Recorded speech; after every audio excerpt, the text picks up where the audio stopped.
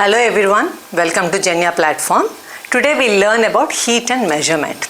Now, when it is summer, it's very hot, correct?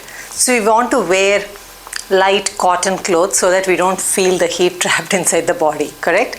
And when it's winter, we want to wear multiple layers of clothes so that you can, feel more warm, correct? So, why do we feel that and how do you measure the heat? So today we learn what happens, how can you measure the heat, and also how can you, how the heat transfers. That's what we learn about today, all right? Now I have a candle here and I'm not going to put this here. Actually, hang on a second. You can measure the body temperature using this thermometer, correct? Similarly, when you heat a glass of water, you can put the thermometer in this. Don't boil it because this won't take that much. You'll have different thermometers for different types of measurements. But you can put it and you can measure actually the temperature of the water. Okay? Okay, so here I have a glass of water. I did not heat it and it's not cold. I would say it's at room temperature. Okay?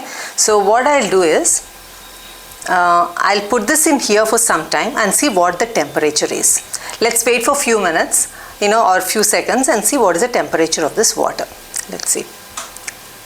Okay, it says it's 92.6 centigrade. Okay, that's what the temperature here is. So you can boil the water and you can measure it. So when you're cooking food also, sometimes you need to know the temperature of the food.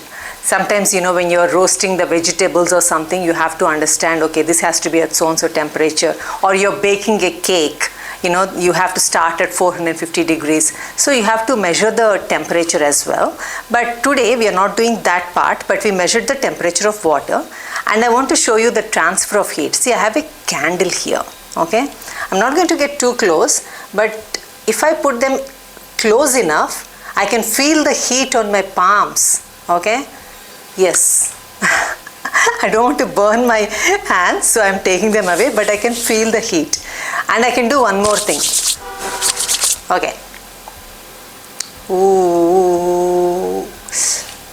See, I can feel the heat. Don't we do this in winters? When it's too cold, you start a small fire and you put your hands in front of it and you do this because you want to feel a little bit warm, right? So you're transferring the heat from your palms to here, actually from the fire to your palms to your body. So that is transfer of heat. Even when you're heating water from the burner, the water is getting passed to the heat is getting transferred to the bottom layer of the water, and when that gets heated up, because it's warm, it moves to the top, and the cold water comes down, that gets heated up and that moves to the top. That's how the water gets heated, and ultimately it starts boiling.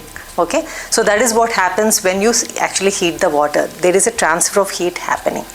So we have learned how, this a little bit about the transfer of heat and how to do the heat measurement. For heat measurement, get a thermometer, measure it.